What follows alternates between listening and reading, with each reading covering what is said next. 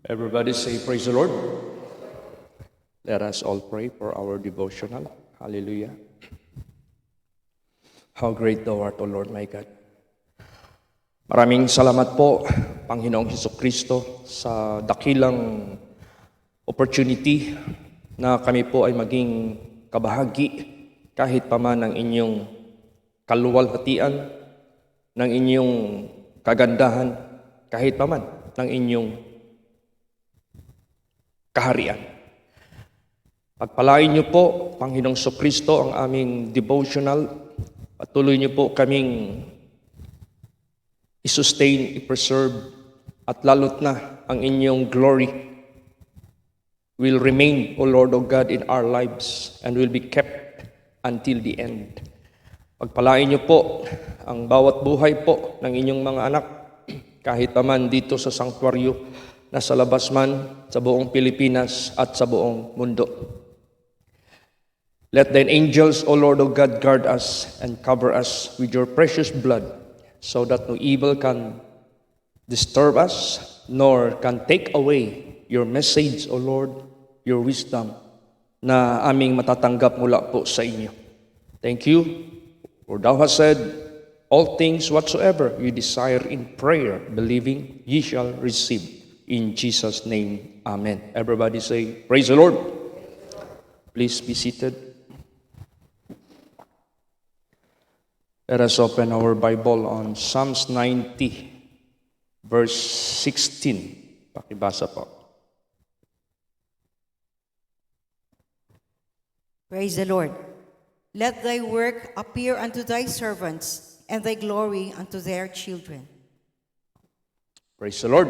So, sinasabi po dito, let thy work appear unto thy servants. Hindi ito basta-basta. Pag sinabing, let thy work, this is the work of God. This is not the work of men. This is not the work of any powers of this world. But this is the work of God. Naalala niyo ba ang mga anak ng Diyos na ginamit dito na nakasulat sa Biblia? Alalahanin natin ang buhay ni Moses na na-perform ang mga works of God doon sa Egypt, na kung saan yung mga magicians, astrologers, na makapangyarihan din sa Egypt ay na-overcome sa work of God na na-perform sa buhay ng kanyang servant, which is Moses. Ganon din po sa nangyari sa buhay ni Prophet Elijah, na kung saan sila'y napasok ng tinatawag na false gods. Yun na nga yung Baal prophets na dumating sa kanila na dinadala kahit pa man ni Jezebel. Yung work of God na na-perform sa buhay ni Prophet Elijah, yung apoy na tumupok kahit pa man sa burnt offering, fire from heaven, that was the work of God na na-perform sa kanyang buhay. So ganun din po sa buhay natin sa sanglibutang ito. We are fighting not just flesh and blood, but we are fighting against principalities, against rulers of darkness in high places, na bumibiktima kahit pa man ng maraming mga tao sa sanglibutang ito. Kung hindi ang work of God ang siyang kikilos para sila'y iligtas, the servant of God can do nothing. Walang magagawa. Kaya importante sa buhay natin, tayo na naglilingkod sa ating Panginoong Diyos. This is always our prayer. Let His word appear unto us extraordinarily. Hindi basta-basta. I experienced such manifestation of the work of God na na-perform kahit pa man while I am serving Him. Habang naglilingkod ako sa ating Panginoong Hesus-Kristo. There were extraordinary things na ginawa ng ating Panginoong Diyos na kung tao lang ay hindi natin magagawa yan. Kaya ganun ka-importante ang buhay natin. He is the same yesterday, today, and forever. Ang mga tao noon hindi makakilala sa totoong Diyos na makapangyarihan kung hindi nila makita ang work of God sa mga servants ng Diyos. Kaya itong ating paglilingkod sa ating Panginoong Diyos, we are not doing by our own power, strength, or ano pa man ang ability sa ating sarili. Ginagawa natin ito by the hand of God, sa kamay ng ating Panginoong Diyos, para tayo maging successful, para mag-glorify ang Diyos. Kasi tayo na mga lingkod ng Diyos, we are just doing the work of our Master. Ginagawa lang natin yung ipinapagawa ng Diyos sa buhay natin. At ano ang gawa ng Diyos sa sanglibutang ito? To save the people of the world from the oppression, from the deceiver, from the prince of this world. Ililigtas niya ang mga tao. Kaya Paul said, I am not ashamed of the gospel of Christ, for it is the power of God unto salvation to everyone that believe. Ibig sabihin niyan, the gospel of Christ, this is the power of God unto salvation to everyone that believe. Kaya, ganun ka-importante. There was a time na I was invited sa isang mama na parang hopeless na sila. No? Sapagkat unang-una, naubos na yung pera nila sa pagpapahospital. Dahil ang sakit niya po ay diabetes. Nahihilo at halos hindi na makatayo sa kanyang sarili. Ubos na yung pera ng mga anak niya, ng mga professionals, pati yung pera nila, savings nila, ubos sa hospital. Lumabas na lang sila sa hospital dahil wala nang itutustos. Naghihintay na lang sila kung kailan mamatay yung kanyang husband. Nung ako po'y naimbita sa kanila, habang patungo kami sa bahay nila, sabi sa akin ng asawa, Bradjit, dinalhan ko na ang aking husband ng albularyo. Ayaw pa rin siyang maniwala. Dinalhan ko na siya ng pastor. Ayaw din maniwala. Dinalhan ko na siya ng ano pa mang mga makatulong sa kanya. Di sabi ko, baka ako magpunta doon. Hindi rin siya maniwala. Yung pala, hindi na nag-expect ang kanyang misis na gagaling ang kanyang husband. Ang gusto na lang ng kanyang misis, bago mamatay ang kanyang husband, makapagsisisi. Sabi niya, bahala na Bradjit, basta makapagsisi yung husband ko, okay na sa akin yun. Pagdating namin doon sa bahay, nakahiga pa yung husband niya doon sa compound nila, hindi doon sa loob ng bahay. Siguro mainit sa loob ng bahay. Tinulungan pa namin siyang makatayo at pumasok sa bahay. Yung nagbibigay na ako ng Word of God, nagtaka ako. Akala ko natutulog yung husband niya kasi nakayuko na nakapikit. Sa isip ko lang as human being, sabi ko, tinutulugan ang aking pagbibigay ng Word of God. But never mind, sabi ko, let God work. Bahala ng Diyos gagawa.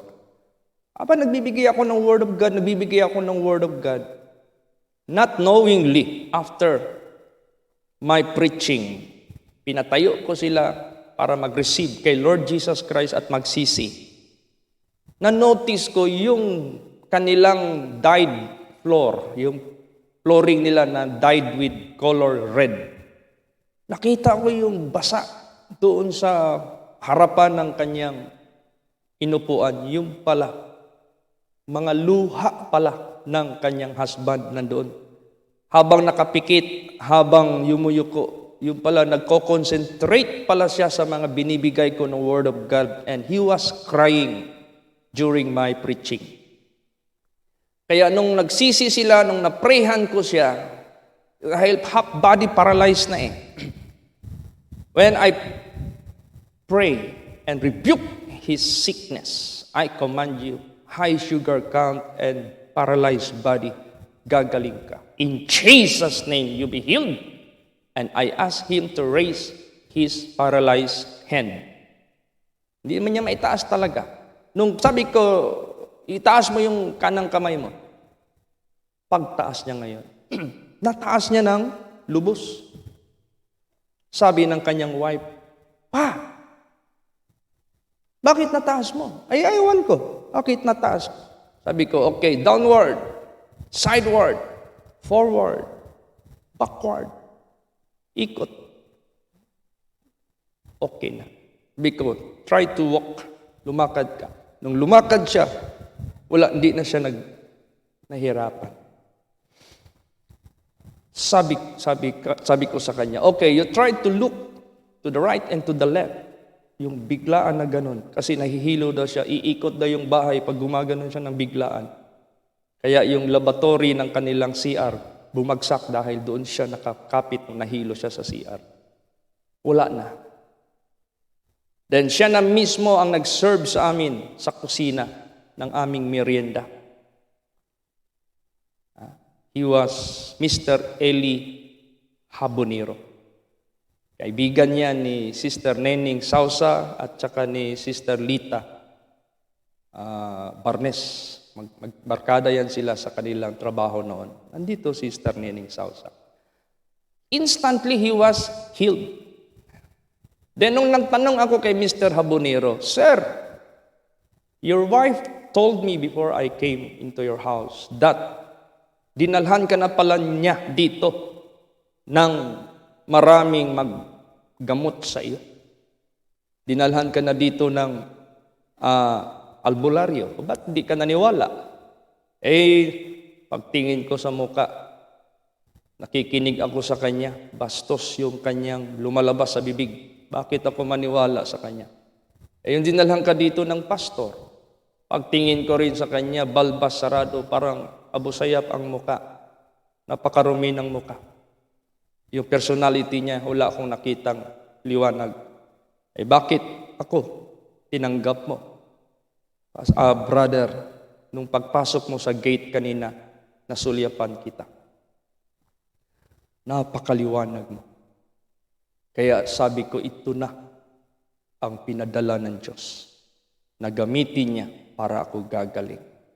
So, ibig sabihin yan, it was not me who projected that brightness, but it was the work of God that revealed in my body. Kaya nga, let the work of the Lord appear unto His servants. Kaya, mahirap masyado kung hindi tayo sasamahan ng ating Panginoong Diyos. Kung hindi yung work niya ang mag-appear sa buhay natin, people will never believe God. Kaya, ganun po kaimportante. Ngayon, sinabi naman po dito, and thy glory unto their children. We got children. May mga anak ako. Kailangan yung glory din niya na nandito rin sa akin should be upon my children. You know why? Because they are my ear. Ears sila sa aking ministry. Sila ang magmamana sa ministry ko. There was a time na nagtanong ako, "Ma'am, saan po kayo nagsisimba?" Kasi nagtanong siya sa akin, "What church do I belong?" Sabi ko, ganito, Holy Place International Ministry. Kayo po, ma'am. Nagsisimba ako sa Bangkal. Hindi ko malala yung pangalan. Sabi ko, kumusta po ang church ninyo? Kumusta po ang pastor ninyo? Matanda na yung pastor namin. Yung anak niya ang naghahandle ngayon. You see, gaano ka-importante yung children namin that should also have glory. The same glory I have, the same glory they should have. Because someday, somehow, anong kalooban ng Diyos, sila ang mag-take place sa aming lugar. Praise the Lord. Oo. And not only my biological children, but also my members. Kayo lahat, children ko in the Spirit, in the Lord. Kayo ang mag-i-inherit ng gawain ng ating Panginoong Diyos. This ministry must continue dyan sa buhay ninyo. At ipapasa niyo rin yan balang araw sa inyong mga anak. Ganun po, habang pahintulot pa ng Diyos, hindi pa matapos ang sanglibutang ito. Praise the Lord! So, ganun ka-importante. And what is that glory of God? Basahin natin.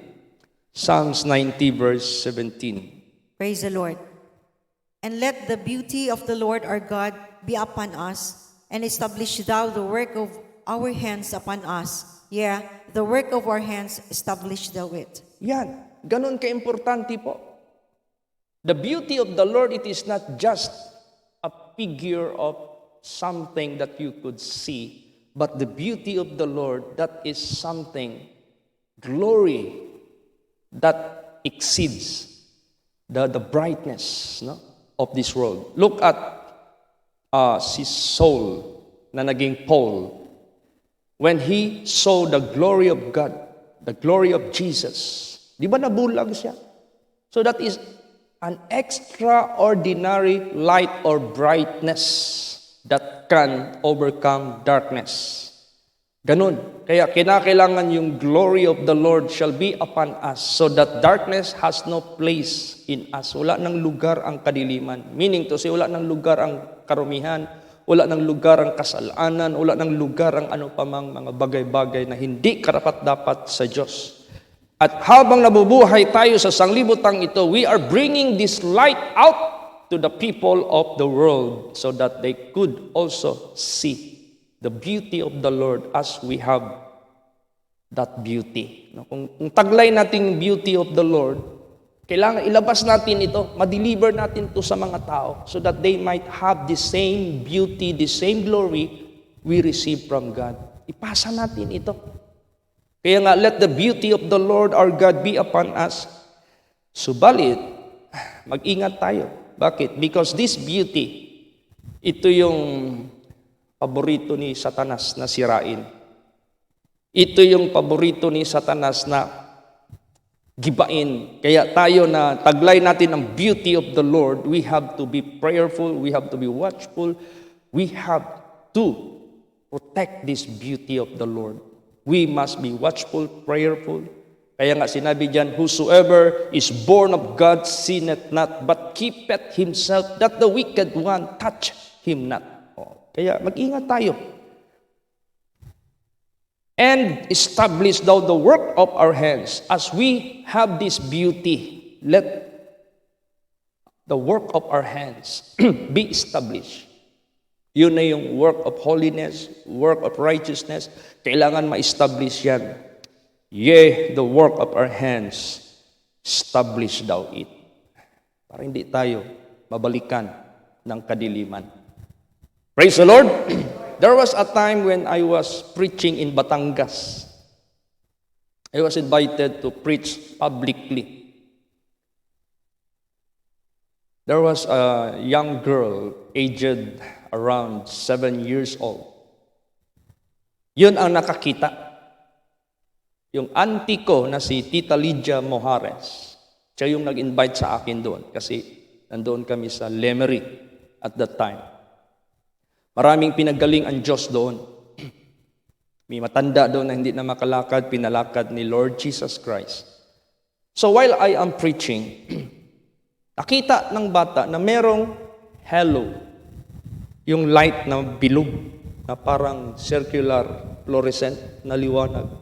Sabi ng bata kay Tita Lydia, Auntie, si Kuya Chito, nakita ko yung ilaw sa ibabaw ng kanyang ulo na kung siya ay maglakad habang nagbibigay ng Word of God, sumusunod sa kanyang ulo, hindi humihiwalay. So, ibig sabihin yan, we are not trying to do something in order the people might believe us, but it is the work of God that will introduce you to the people that you are of Him, na ikaw ay sa Kanya. Bahala na. Ang glory of the Lord mag-appear sa buhay natin. Praise the Lord. Let the work of God, let the work of the Lord appear unto His servant. Kaya importante, ingatan talaga natin ito. And this could be passed to all people, all children of God that who would serve Him one of these days. Ipasa yan. Because those things that they have seen, these were already showed by God to His servants. Praise the Lord. Na pinahayag na niya yan sa kanyang mga alagad na nauna sa atin. Patuloy lang natin ito i-establish. Patuloy lang natin ito proteksyonan. Kaya ganun po kaimportante. Now, sabihin mo sa akin, Pastor Chit, where did you get those glory of God na nakikita sa buhay mo? Saan mo yan pinag-aralan? Ha? Paano mo na-acquire yan? Hindi mo kayang pag-aralan yan sa anong school, Bible school, theological school. You can only have that glory here in the sanctuary. Praise the Lord. Dito yan makukuha atin. Kahit kayo. That glory could be also seen to your life. Pag nandito ka lagi sa sanctuary, nakikinig ng kanyang mga banal na salita, yan yung inasam-asam ni Haring David. That glory which David desired for. Saan niya nakukuha? Basahin natin yan. Psalms 27 verse 4. Praise the Lord. One thing have I desired of the Lord, that will I seek after, that I may dwell in the house of the Lord all the days of my life, to behold the beauty of the Lord, and to inquire in His temple. Yes. Dito mo makikita yung glory na yan. I never been to any Bible institutes. I never been to any ano-ano pa yan dyan na mga acquired through diplomas or certificates that I have gone this kind of schooling or theological school. Hindi. Dito ko yan na-acquire. Dito sa Word of God na ginagamit yung servant niya, si Pastor Samuel Gabre, na ginamit sa buhay ko. Siya yung mentor ko na ginamit ng Diyos. At ganon, pinasa ng Diyos sa akin yung glory na yan. Ipapasa din yan sa mga anak ko. Kayo, you are my children. As you come into the sanctuary with a pure heart, alam mo, pag magsimba tayo, huwag tayong magpakunwari. Never behave yourself in this place in hypocrisy. What do you mean of that? You are showing yourself like this, and yet, in reality, you are not the one. You are not open. You are not beholding the glory of God with an open face. Pag sinabing you are beholding the glory of God with an open face, meaning to say, you hide nothing to your life. No, wala kang hinahide, tinatago sa sarili mo. Ibig sabihin yan, you are an honest man. After you denounce everything na mga masasamang gawa, then honestly, open ka na. Wala ka na tinatago. So pag open ka, wala kang tinatago, not in hypocrisy, not in yung tinatawag na you are not just pretending yourself, but you are worshiping God in spirit and in truth. Pupunuin ka ng Diyos sa kanyang kaluwalhatian. God will fill you with His glory, and this glory of God that you have acquired from this place that can be seen anywhere of the world, wherever you go. Saan ka man pupunta, makikita yan. Hindi yan matatago. Praise the Lord. Kaya, how do we worship God? Please read 2 Corinthians 3:18. Praise the Lord. But we all with open face beholding as in a glass the glory of the Lord are changed into the same image from glory to glory, even as by the Spirit of the Lord. You see? But we all with open face. Open face. Meaning to say, You are worshiping God with an open face. You are not hiding anything sa buhay mo. You are an honest person. Talagang wala kang tinatago. No? You acknowledge all the sins you have done, then denounce it. Then come into the sanctuary with a new life in Christ Jesus. Then habang you worship God with an open face, as in a glass. Kapag sinabing glass, through and through. Tingnan mo yung ating bintana dyan. What is view na nasa outside, we can see it the same. Nakita rin natin sila. So ibig sabihin yan, walang hindi blurred yung glass na yan. Hindi matatawag nating tinted na black na hindi mo na makita yung labas. Kaya ganun po, pag tayo mag-worship sa ating Panginoong Diyos with an open face. Praise the Lord. As in a glass, the glory of the Lord are changed into the same image from glory to glory. Hindi ka naman mag-expect after you have known God in your life, automatically the glory of the Lord nandyan sa iyo. That will be changed from glory to glory. Changing you from glory to glory as you continue. Tingnan mo yung testimony ni Brother Paul at ni Sister Maricel. Last night, nagkaroon kami ng chance na kapag-fellowship. Hindi ko alam what is the real story sa buhay nila nung nakarating sila dito sa holy place. Nung kinuwento nila sa akin kagabi, nagulat ako. Sabi niya sa akin, Pastor Chit, since we were baptized here in the holy place, malapit na kami mag 40 days. Sabi ko, why is it he is always mentioning 40 days, 40 days? Doon ko pala nalaman, yung 40 days pala, binasihan nila sa Bible study namin. Praise the Lord. Yung pala yung period na pagsubok. Sabi niya, Pastor Chit, sa totoo lang, nung hindi pa ako naprehan dito sa holy place, para na akong mabuang. Bakit? Nagkaroon ako ng anxiety. Nanginginig yung mga laman ko. Hindi ko na malalaman kung anong nararamdaman ko. Sobra. Hindi ako makatulog kung hindi ako mag-inom ng tranquilizer. Pero nung naprehan ako dito, praise the Lord, kahit hindi ako nag-inom ng tranquilizer, natanggal lahat yung aking nararamdaman na anxiety, yung depression, natanggal lahat. At ngayon, to God be the glory, I could sing for the Lord. Before, I can no longer sing because my hearing is being damaged sa bala na tumagos, na tumama sa ulo ko. Pero now, praise God. Kaya nga nag-uusap kami kagabi, hindi na ako nagbalik-balik magtanong kasi he could respond immediately what I am talking. Magaling na yung hearing niya. Praise the Lord. So, ang daming nabago sa buhay nila. Sabi niya sa kanyang mga anak, kahit mawala man ang lahat sa buhay natin, huwag lang si Jesus. Siya ang lahat sa buhay natin. Because He experienced the glory of the Lord in this place. Kaya nga, God changing their lives from glory to glory.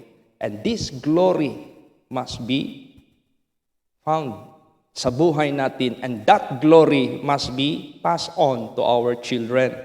Kaya tayo po, kaya nga yung bagong asawa, si Brad Gigi, tsaka si Sister Joanna, meron nagde-develop sa tiya ni Joanna.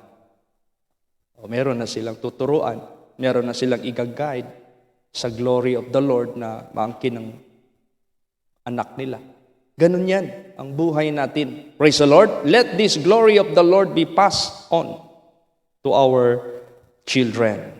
Kaya, ano pa ang nagagawa sa glory of the Lord na ma-acquire natin dito sa kanyang sanctuary by the word of God?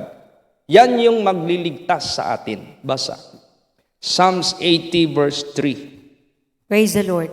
Turn us again, O God, and cause thy face to shine, and we shall be saved. You see? Cause thy face to shine, and we shall be saved. Bakit? If you don't have the glory of God sa buhay mo, God will deny you. I-deny ka talaga ng Diyos because you don't have His glory. Yan yung tinitingnan ng Diyos. Pagdating ng panahon, haharap ka sa Kanya. Pagdating ng panahon, babalik siya. Wala siyang ibang titingnan. Only those who has the glory of God shall be saved. Yun lang talaga ang maliligtas. Yung merong taglay ng glory ng Diyos. Because you have unity with Him, oneness with Him. Isa lang kayo sa langit, sa Ama sa langit, sa ating Panginoong Kristo. So therefore, He will claim you as His own. Pero kung wala kang glory of the Lord, wala sa iyo yung kaluwalhatian ng Diyos, yung beauty ng Diyos. Ang nandyan sa iyo is beauty of Satan, beauty of the world. He cannot receive you unto Himself. Hindi ka tatanggapin because you do not have the glory the same with His glory. Kaya yan ang magiging daan ng ating kaligtasan. Praise the Lord! Ganun po. Hindi pa man natin alam whether sa pagbalik ng ating Panginoon what we shall be. What do you mean of that? What we shall be. Either we are in the grave or standing vertically, buhay pa. But the most important thing, we have that glory sa buhay natin. So that whether we are in the grave or buhay pa, we shall be like Him at His coming. Kaya yung glory of the Lord, wag nating alisin sa buhay natin. Praise the Lord! Kasi yan yung magsisave sa atin. Basa po. 2 Thessalonians 3 verse 1. Ay, teka, dito muna sa 1 John 3 verse 2. Praise the Lord. Beloved, now are we the sons of God, and it doth not yet appear what we shall be. But we know that when He shall appear, we shall be like Him, for we shall see Him as He is. Yan. Ano bang nakita natin sa Kanya at this time? Nandyan yung righteousness, holiness, glory of God, glory of the Lord, as what He is na nakikita natin. Na yung nakikita natin sa Kanya, nag-reflect din sa buhay natin. Then, sa pagbalik ng ating Panginoong Hesukristo, we shall be like Him as what He is.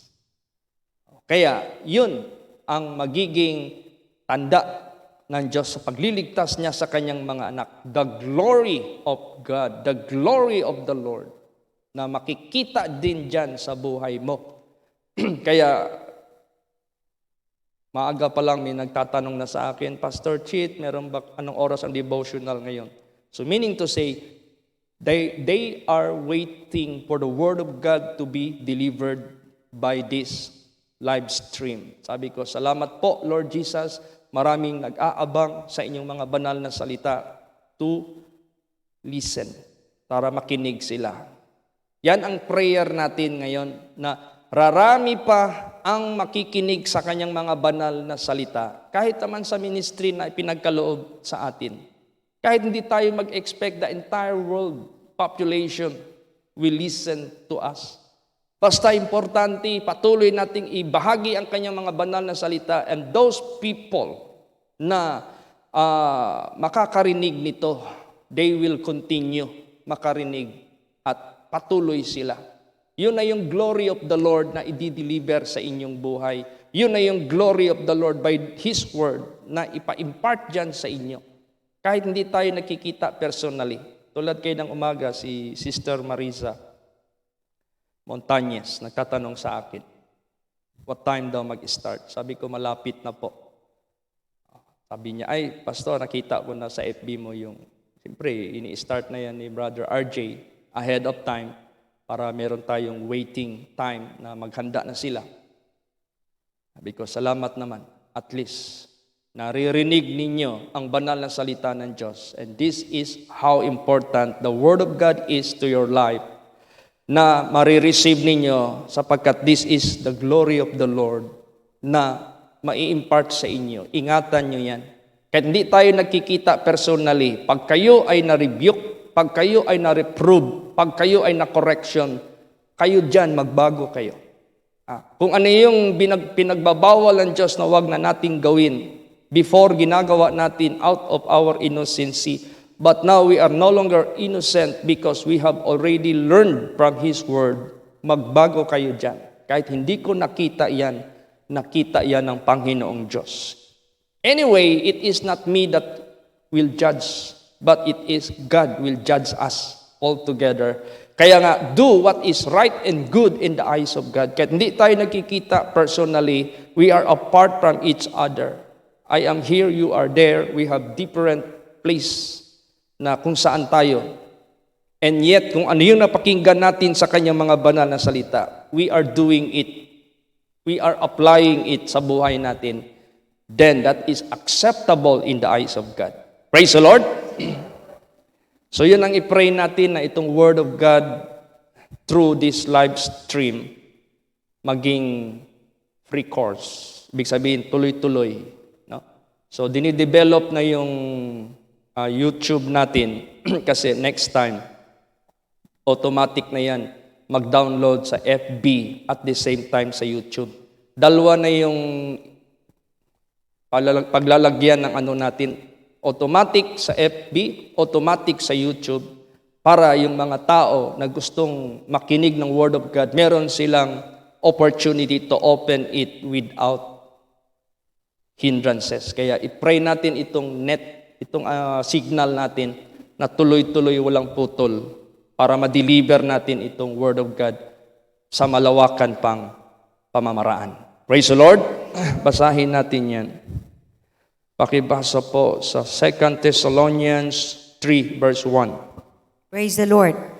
Finally, brethren, pray for us, that the word of the Lord may have the free course and be glorified, even as it is with you. Yes. Not only that the Word of God will be delivered to many places. Hindi lang yan. But that the Word of God will be glorified doon sa mga tao na nakakarinig. Meaning to say, you are not just receiving the Word of God as a word of man, but you receive the Word of God as true Word of God. Talagang saludo tayo sa Word of God. Talagang we are bowing ourselves before God. Talagang we submit ourselves to His will. Sumusunod tayo so that the Word of God that is being received by you will be glorified. Yan ang prayer. Kasi sayang magbigay ka ng Word of God. Hindi naman sinusunod ng mga nakakapagpakinig.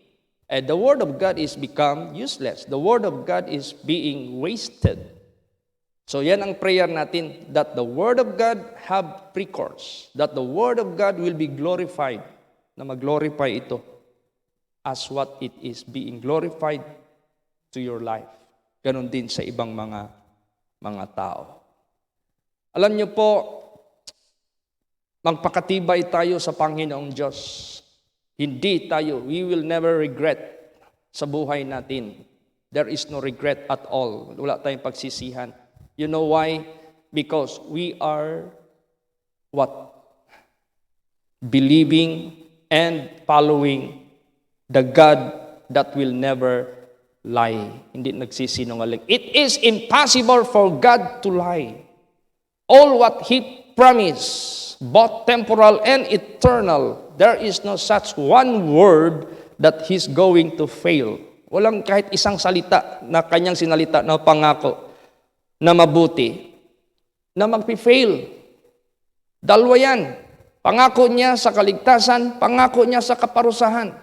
Kaparusahan para sa hindi maniniwala sa Kanya, gantimpala sa mga maniniwala at susunod sa Kanya. Both of these, there is no one word that shall fail. Kaya, sabi ng Diyos, behold, I set before you two things, curse and blessing, death and life. Therefore, choose life. Praise the Lord.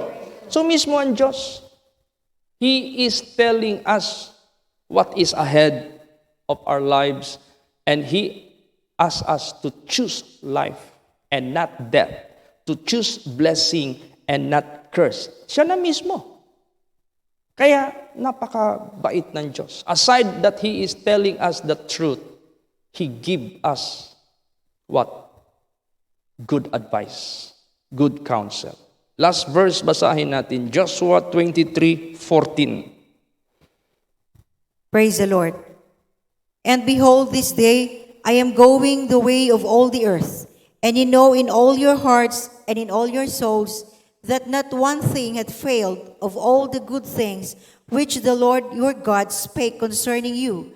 All are come to pass unto you, and not one thing had failed thereof. Yan Praise na the yun. Lord. Yan na yun. Wala siyang ipifail kahit isang bagay, kahit isang salita. Kaya napakadakila ng ating buhay na Diyos, which is capable to keep His promise to us. Kaya huwag tayong mag-alinlangan. Let us be strong in the Lord. Let us abide in Him. Let us abound in the work of the Lord. For as much as we know that our labor is not in vain in the Lord. Let us be steadfast and unmovable always. Kaya salamat tayo sa ating Panginoong Diyos for these great blessings, the glory of the Lord that He would impart to all of us here in the sanctuary through His precious words. Praise the Lord! Magsitayo po ang lahat. Hallelujah. Let us all pray. How great Thou art. Maraming salamat po, Ama ko sa langit, Panginoong Hesukristo. Napaka-importante po ang inyong kaluwalhatian na makarating sa amin, at ito po ay aming maingatan, at ito po ay aming maipasa, at ito po ay aming maipakita saan mang sulok sa sanglibutang ito na kami po ay pupunta. And it is your work, O Lord of God, that will appear unto your people, unto your servants. And thy glory, O Lord, also be upon our children. Kaya marami pong salamat sa umagang ito na binibigyan niyo naman po kami kahit pa man ng malayong pananaw sa aming buhay, at binibigyan niyo po kami ng understanding upang wag naming hayaan ang kaluwalhatian na aming taglay mula sa inyong mga banal na salita ay mapigilan or ito ay mawala, kundi ito po'y aming pag-ingatan by much prayer and watching, at lahat na aming pamamaraan sa pamagitan ng turo ninyo sa amin ay ito po ay maingatan namin alang-alang sa inyong kaluwalhatian. Pagpalain niyo po ang bawat buhay ng inyong mga anak sa buong araw na ito. Pagpalain niyo po lahat na magtatrabaho, magdinegosyo, manatili sa bahay, mag-aaral, magbabiyahe, saan man naroroon ang inyong mga anak ngayon, dito man sa buong Pilipinas at sa labas man po ng bansa. Patuloy niyo po kami i-preserve for your great name's sake. Gamitin niyo po mightily, effectively ang inyong mga servants. Pagpalain niyo po lahat ng inyong mga anak to support the work of the ministry, at patuloy niyo po kaming i-sustain, Panginoong Kristo. Patuloy niyo pong i-bless ang mga sakit. Patuloy niyo pong pagalingin sila lahat, Panginoong Kristo. Lutasin niyo po ang mga problema, mga challenges in life na hinaharap ng bawat isa. Because kayo po nagsabi, be of good cheer, for I have overcome the world. Marami pong salamat. Kayo po nagsabi, anuman hingin nyo sa aking pangalan ay ipagkaloob ko. In Jesus' name, Amen. Everybody say, praise the Lord. God bless. Praise the Lord.